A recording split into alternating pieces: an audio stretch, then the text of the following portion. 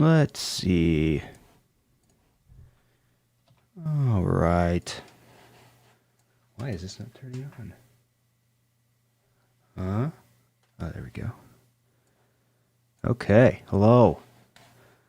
Welcome to the pre-show podcast pre-show behind the scenes portion of the show. And this is the part of the show where I go around and just make sure that everything's working like it's supposed to. And I've just realized that for whatever reason, my little field monitor thing here is not showing my third monitor, and I don't know why. One sec.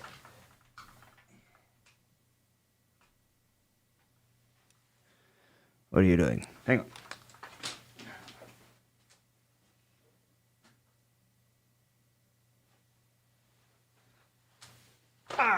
Okay. That was it. I think that was it. Let's find out. I had to, there it is. I installed some new PC fans the other day, and I unplugged this little field monitor that I have directly above my camera here, and it turns out that I didn't plug it all the way back in when I plugged it back in. So, but we got it. We're good to go now. So far, no dropped frames, and I would hope not, because, man, I did a speed test this morning, an internet speed test, and upload speeds were like 320 megabits per second, which is crazy. I do have a new Eero router unit, which I'm using, so makes sense. Okay, so I've got my audio set here. OBS, desktop audio off. Audio should be coming in good. Otherwise, let's go and make sure. Where's my mouse? Damn it. There it is. Okay.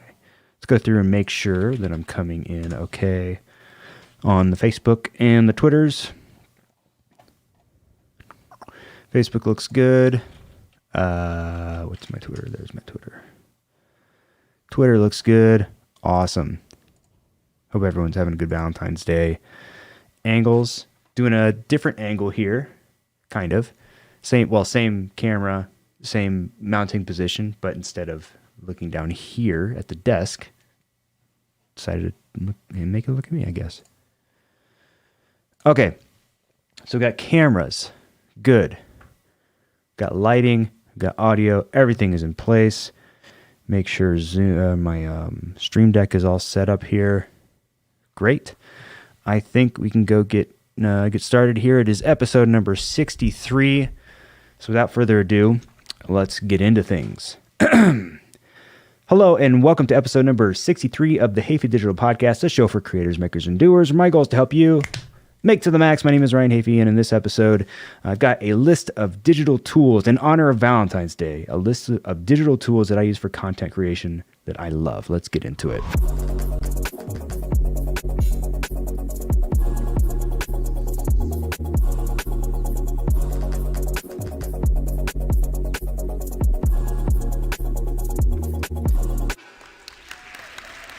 All right. I think I did everything in the right order this time. Been flubbing a little bit lately, but I got the right applause button. Intro went correctly. Good to know. Hey, happy to have you here. And I would love it if you would hit that subscribe button wherever you happen to be watching or listening, and follow me on social media at Instagram at Ryan Hafey. See, I spoke too soon, so now I'm messing up all over the place. But follow me on social media at Ryan Hafey on Instagram and Twitter, and feel free to stop by and let's have a conversation there after this is all said and done. If you are new to the podcast here, this is where basically, for the most part, talk about everything that I'm interested in, which just so happens to be everything related to photography, cameras, camera gear, video creation, occasionally some FPV stuff, obviously, podcasting, live streaming. So I document my progress through those things here on the show, as well as, like today, offer some helpful tips on tools that you can be using or tutorials occasionally, that type of stuff. So again, if that's stuff that you're into, you may be into what I'm bringing to the show. So hit that subscribe button. I'd appreciate it. Thank you very much. So yeah, today we're talking in honor of Valentine's Day, and happy Valentine's Day to everyone out there. I hope that even if you don't have a Valentine to share it with, that it's still an awesome day for you. But what I wanted to do today in honor of Valentine's Day is talk a little bit about some of the tools that I frequently use.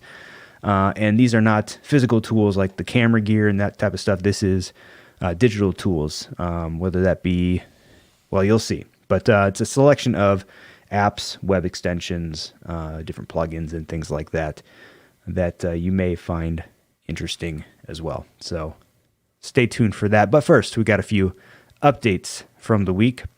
The first being, man, as you may know, I'm from the Las Vegas area, and yesterday I'm just sitting in the office here, and let's see. Oh, okay, I thought I was frozen on Facebook for a second. I was about to be upset. I'm sitting here in my office yesterday, just working on some stuff, and I get a text message from my wife, who's upstairs, saying that there's a severe thunderstorm coming into the area. Again, I'm in Las Vegas. Not long ago, we had some rain, maybe a couple weeks ago, and then prior to that, we had gone 250 days, roughly, with no measurable precipitation, which is crazy. So, needless to say, I say that to say that we don't get rain and inclement weather in Vegas very often at all. And most of the rain that we do get is pretty light. Storms are even much less common here. So she says this, and I go look at our backyard, and the sky is essentially orange. It's starting to rain, and it just got crazy windy. We have this sort of crate thing that we have for the dogs in the backyard that was kind of like blown and mangled a little bit. The two chairs we had in our backyard had blown over. And I walked outside, and instantly dust just blows into my eyes, and it's very uncomfortable. And the wind is crazy. And then this morning I'm looking on social media, and I see a bunch of videos that people posted of just the crazy amount of wind. I had heard that there was even a small tornado or maybe like a funnel cloud of some kind in Vegas, which again is incredibly, incredibly rare. So it was bizarre. Didn't last for very long. Kind of came, and I know that it knocked some windows and things like that over in the valley, but it just sort of came, did its thing, and went, just like most Vegas weather. But I thought that was interesting. Moving on from that, got a quick FPV update. Unfortunately, I cannot fly my drone at the moment because I was out flying the other day, and I got a little overconfident. These drone simulators are making me more confident than I really am. I get on these drone simulators and fly through trees like it's nothing, and then I get out in the real world and feel like I can do it, and then I can't. And I ended up crashing into this. Basically, it's actually an equestrian area where they bring horses to run around, and it's got some soft dirt in there. Crashed into the dirt, and the motors just got completely filled up with all this debris. So for the third time, I had to come home and clean them. So here's the thing with these FPV motors, or at least the particular motors that I have. So let's go to this. Oh, my angle number 2 turned off. Let me see. I don't know if it overheated. I hope not, but let's see. Hang on. Give it a second to come up. No. It should be on. There we go. Got it. Takes a few seconds. Anyway, so this is the top of one of the motors that I have, and inside it, where there's a little teal ring that you can kind of see there. Yeah, you can kind of see that little teal ring on the inside of it. That on top of that typically sits a tiny little washer. And that washer is important for the proper operation of the motor. In fact, this is the washer, and I don't know if this is going to come through or not. Let's find out. Okay, you can kind of see it there. Whoops. There. Look how small that thing is. Based on my measurements, that has an interior diameter. You know what? I think my camera is overheating. Oh, I lied. It's the power. I switched the power supply for this camera angle to a different power strip thing. So I've got, I forgot to turn on that power. So it was just kind of shutting off on its own. Got that squared away. Let's continue. So, yeah, what was I saying? So yeah, little bitty washer that goes in there. And by my estimation, it is 4 millimeter interior diameter, 6 millimeter exterior diameter, and it's super, super thin. I looked on websites like Get FPV, and unfortunately, they don't sell those by themselves. Tried going to Home Depot. They don't sell any washers that small. I eventually found a website that sells washers of all sizes. I don't know exactly the thickness of the washer. It's very small. So I had to buy a couple of different variations of thicknesses for the washer. But after I placed an order, I get an email a little bit later from the company. It's a Chinese company, Chinese website, and as you may know, they are celebrating Chinese New Year, which means that they won't be able to ship out the motors or the washers until February 20th. So I'm going to be going a little while without the drone. That said, I may hit up some Facebook groups or something, some FPV groups, and see if, maybe if anyone has any extra motors that they're not using laying around that I could take apart and grab the washer from. Or maybe even just buy a new motor. And then, because what I don't want to do is have to remove this motor and then solder on a new motor. I'd rather just get a new motor that's similar to this, take it apart, grab the washer, and reassemble this motor. But that's where we're at in the FPV stuff. So I've been spending a lot of time on simulators and flying my little indoor drone. Next up, I wanted to talk briefly about Clubhouse. I think I mentioned it last week, but man, in this last week, I've spent a lot of time on Clubhouse. If you're not familiar, it's Clubhouse is a new social network. It's a new app, and it's an audio-only social network. So people come in, they create rooms. They can have multiple moderators in each room, and they'll usually select a topic. You can apply to have a club, which I guess there's a huge wait list for it, but people will set up clubs around certain topics and things like that. And just been finding getting a ton of value. It's almost also a way to get that human interaction in a time like now, where being able to be around other like-minded people is a little bit difficult given the current global situation. So I find that I'm getting a lot of value from, and I've been in rooms, like I was in a room last night for a little bit with Mr. Beast and some other big names in the content space and YouTube space. And they were just dropping knowledge bombs in a room that had maybe 500 or less people, and I didn't have to pay a dime for it. They were allowing people up on stage to ask questions, and it's just a really cool environment. You get access to people, direct access almost, in a way that you wouldn't usually. Now I'm hearing about Twitter Spaces, which is a similar concept, but I think Clubhouse is killing the game right now. Twitter's being a little bit slow to roll out Spaces, and I think that's to their detriment because Clubhouse is kind of taking over the scene. So good on them. I'm having a lot of fun there. I'm going to keep on hanging out there and see where it goes. But yeah, it's still invite only as far as I understand. If anybody out there is interested in an invite, I do have a few, but you gotta earn it. Tell me why you think you need an invite to Clubhouse, and if I think you're worthy, I'll send one to you. Just shoot me a DM on Instagram or Twitter or something like that. So anyway, that was my week last week. Those are my updates. So let's move on into the digital tools that I love for content creation.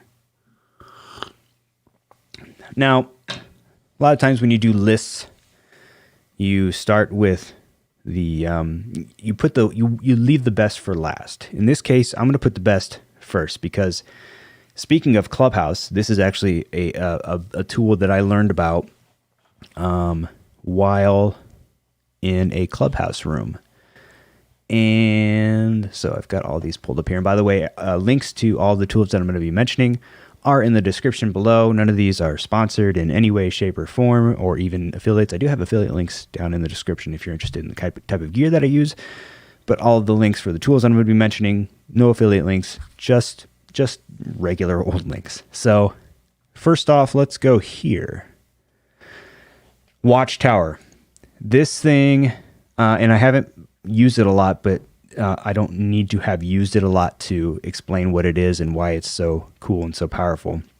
So basically, I have had, for a while, I've thought, okay, well, let's back up. Let's talk about Premiere. When you're starting a project in Premiere, you obviously have to import the files that you want to use to edit with. And there's one of a couple ways to do that. You can either just go into your file explorer and click and drag the files that you want to import into Premiere, or you can go into the media browser within Premiere and import them from there.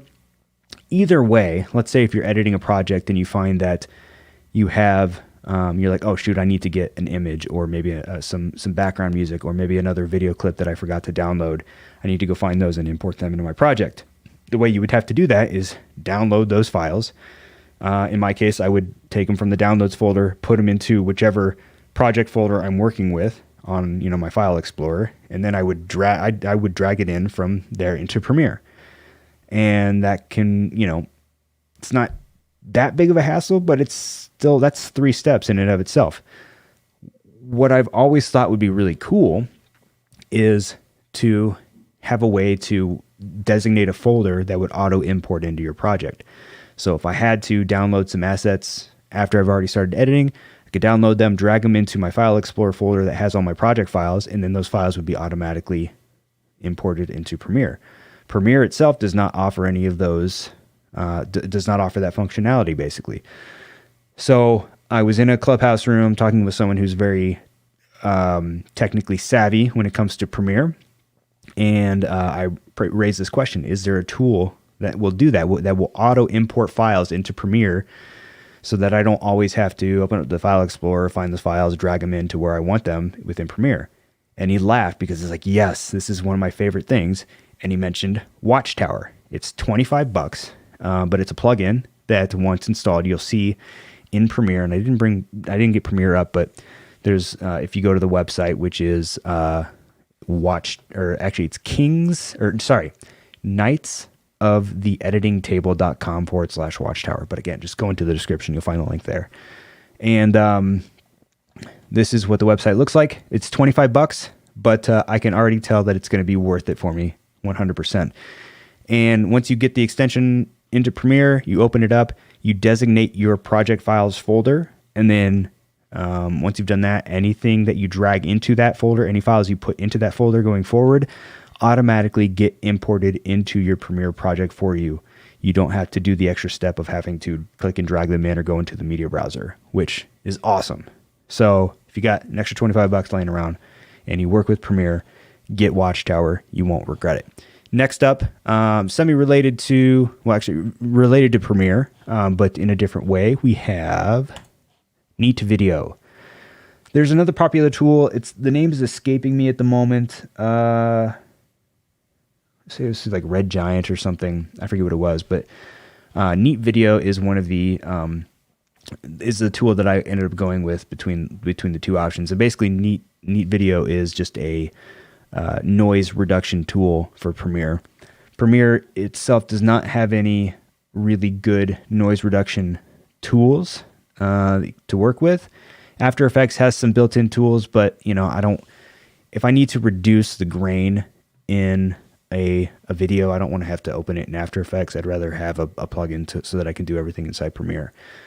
So Neat Video, I don't use it a ton these days, but there has been for example, some drone footage that may be in the evening, because I have the DJI Mavic 2 and it's horrible with low light. So having Neat Video and the ability to reduce that grain, and it does a really good job of it too. I believe it's $75. Let me see. Where's the purchase? So for Premiere, you can buy a single license that will give you a max resolution of 1920 by 1080 for $74.90. Or if you want to bump it up use a commercial or the license for commercial use and have no limit on resolution, it's about $130. So it's a one-time payment, and you get the license. And the few times that I've used it, I've enjoyed it quite a lot, and it works really well. So neat video. Next up is Restream, and I'll actually bring up the screen that I'm using currently for Restream. So am I showing my screen here yet? There we go. So there's obviously a delay. This is me in the bottom right corner in real time, and then up top is the delayed stream, which is on YouTube. Hey, look at that inception there. But Restream is great if you have, let's say, a live stream show, such as I do here, and you want to live stream it to multiple places at the same time. So there's a free version and there's a paid version. I currently have the free version, which allows me to live stream to YouTube, Periscope, aka Twitter, Twitch, and Facebook. And there's a host of other platforms that you can stream to on Restream that with the free version. But like, for example, if you want to live stream to a Facebook page versus just a personal profile, you would need to go with the paid version. I don't think it's that expensive, but I haven't found the need yet to upgrade and try that. But it's super easy with the click of a button within OBS. As soon as I hit start streaming within OBS, it sends it to all of those platforms within 15 seconds. It's great. And they also have a Restream chat, which is supposed to, it's a little bit glitchy at times, but it pulls in any comments that you get across those platforms into one place, so you can respond to them there. That's pretty cool. That is Restream. And then related to Restream is OBS, of course. OBS, aka Open Broadcaster Software, is what I have on my screen here right now. I'm not going to do the screen share on. Well, here, I'll just show you what it looks like, because it'll just be this kind of crazy picture-in-picture infinite thing if I do that. So I'm not going to do that anymore. But OBS, I mean, if you've done any live streaming at all, I'm sure you're familiar with it. It's essentially free open source broadcast software, and it's great for live streaming. You can do so much with it. Like, for example, right now I am live streaming to YouTube. I am also recording this whole podcast to my computer. You can, I've live streamed Zoom calls, and I've done live streams where I bring in live Skype calls and things like that. There's a whole bunch of stuff you can do, and it's very flexible. So I would definitely, if you're interested at all in live streaming, podcasting, that type of thing, get OBS. It is free. Link in description. Next up, I have Bandicam. Where is it here? So this is Bandicam. Bandicam is just a screen recorder. I had searched for a little while to try to find a reasonable screen recorder option for PC. PC does not have a good, like, for example, Mac computers, you can do decent screen recordings through QuickTime, and it's pretty simple, straightforward. Windows, at least unless I'm missing something, doesn't have any really good built-in options for screen recording. Now, the aforementioned OBS does do screen recording. However, when let's say if I'm filming a tutorial for my main YouTube channel, and if I'm recording on these two cameras here, and I'm also, I have Photoshop open, or, for example, I did tutorials with OBS, or tutorials about OBS, and if I'm screen recording OBS while trying to show OBS, then I get that crazy, picture-in-picture infinity thing. So I was looking for a way to be able to record my cameras and then also do a tutorial about OBS, but then have a separate desktop recorder that I could use to record everything. And that's when I found Bandicam. Bandicam's, it took a little bit of tweaking of some of the settings to get it to where, it was a nice smooth recording and to get the quality where I wanted, but also to a place where my computer could handle it with everything else going on. But once I was able to kind of lock that in, now it works really well, and it's pretty straightforward. You have the option to choose between, just like with OBS, you can choose. You have, for example, streaming and recording. You can assign recording to be more GPU intensive and streaming to be more CPU intensive, or vice versa. You can do the same with Bandicam. So you can put the load on either the GPU or the CPU, and it's a little bit more full featured in that sense. You can choose different frame rates, all that kind of stuff. So if you need a separate screen recorder, Bandicam is what I would suggest. Next up, this is more along the line of organization. Google Keep. So this is basically where I keep all of my notes for. I'll show this briefly here. These are like all the notes that I keep for my podcasts and just any podcast ideas. This is kind of a combination of all the notes that I've kept. And then if you go into each of these different categories here, you get you can kind of categorize which where all of those go. It's essentially a free version of Evernote. There's nothing wrong with Evernote. I just find that the free version of Evernote is a little limiting, and I just didn't feel like paying for the paid version. So you can get Google Keep, and there's a Google extension for it if you use Chrome. So if you're looking for a good place to store all of your thoughts and ideas, try it out. I do wish that it would, for example, just taking, like, there's no way to format text. You can't make things bold. You can't make things italic. You can't use bullets and things like that. So you're kind of left with just using your own sort of formatting with spaces and dashes or whatever you use to organize. But you can include files into things. You can put links and different, whether it be like an image or screenshot or something. You can put those in there just like you would with Evernote. And for me, it helps to keep all of my thoughts nice and organized. In fact, for every episode of the podcast, Google Keep is what I use to put down the subject matter that I plan to talk about, and kind of map out the channels or map out the episodes and all that kind of stuff. And then kind of related to that is as far as organizing storage and just cloud-based file backups and things like that. There's a lot of options that I've heard people talk about out there. Dropbox is obviously a big one. I use Google Drive. I'm kind of big into the Google ecosphere, or whatever you'd like to call it. Again, Google Drive is not a perfect service. I've had my issues with it, specifically with uploading folders worth of large files. It'll just kind of stop uploading things at a certain point, which gets a little bit annoying. And there's usually certain workarounds for that. And I have seen improvements over time, but I mean, it's the business Google Drive account or G Suite or whatever it is about $10 a month, and you get unlimited storage.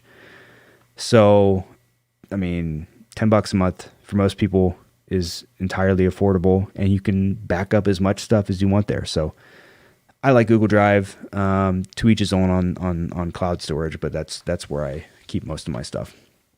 Next one, kind of related as far as just being able to transfer files. Let's say, okay, for example, I'm working currently on a PC, but I've got an Apple Watch, and I've got an iPhone, and I've got a MacBook Pro, which is technically my work PC.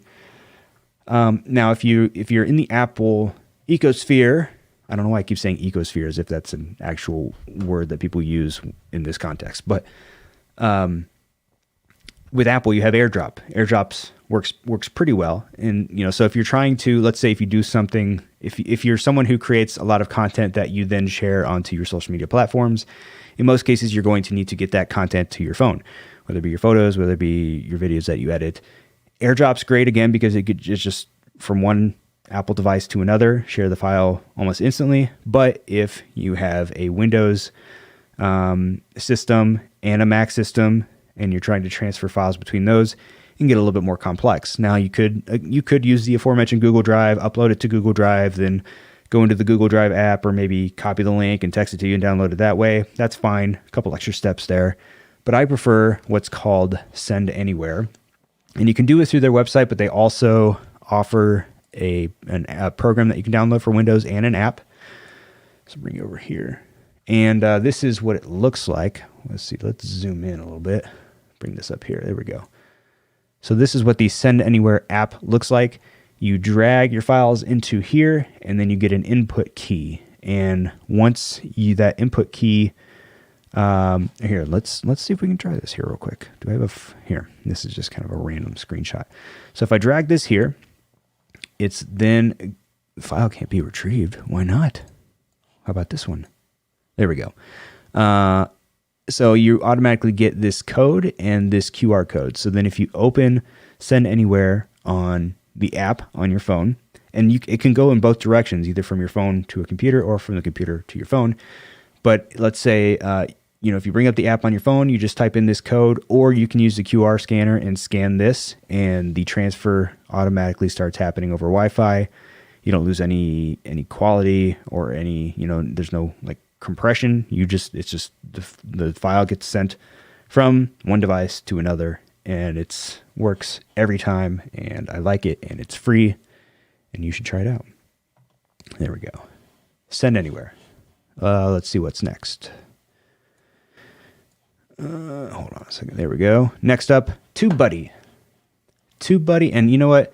I will be honest and say that I have not unlocked all of the potential of TubeBuddy. TubeBuddy is just it's a plugin for YouTube, and it gives you all sorts of information about your channel, keyword tools, analytics tools. Once you install the extension, you can go to other people's YouTube channels and get some stats about their videos to help you for, research for your own videos that might be similar or related. There's a few different pricing plans that they have. I currently have the Pro plan, which is $7.20 a month currently. The most popular plan is probably the Star plan, which is $15.20 per month. You do get a little bit more from that. But I use it all the time, especially when trying to create tags for my videos. But there's a whole lot, especially if you really want to get analytical about your content. There goes the dogs. If you want to get analytical about your content and really try to optimize the way that you do things on YouTube from a numbers perspective, then you may want to try TubeBuddy. And the last resource on my list, if I can find it up here, is Anchor. Anchor is the podcast hosting service that I use. It's a free service, and it's owned by Spotify. So the cool thing about Anchor, and I've talked about Anchor here before, is it's free. You have others like Podbean and Libsyn, which are subscription models. Anchor is a little bit different in that it's completely free, and the way that they make their money is essentially through ads. So they offer tools that allow you, they match you with advertisers, but also offer you tools to record ads and implement them into your episodes if you want to. Obviously, free analytics. It's going to distribute your podcast to wherever, it's like 7 different platforms, I think. Like right now, the Hafey Digital Podcast is available, obviously, on Anchor, Breaker, Google Podcasts, Apple Podcasts, Pocket Casts, Radio Public, and Spotify. And then you can also distribute manually to other channels as well, if you would like. But it has an app. You can upload podcasts directly from your phone if you wanted to. And I just think that it's great. It's super easy to use. Publishing new episodes is literally as simple as uploading, adding a title, a description, and then hitting publish. So very cool service there. And it's what I use for the Hafey Digital Podcast. So if you enjoy the Hafey Digital Podcast, you would enjoy Anchor. So anyway, that's it. That's my list of helpful tools. If you found any of that interesting, it would be great if you would hit the subscribe button wherever you happen to be watching or listening at the moment. And if you have any questions about anything we've talked about today, be sure to follow me on social media at Ryan Hafey on Instagram and Twitter, and I'd be happy to talk you through anything that you need to know. But I think for now, I'm going to go ahead and call this one done. I do appreciate you watching and listening. Keep on creating and making and doing, and we will see you in the next one. Bye-bye.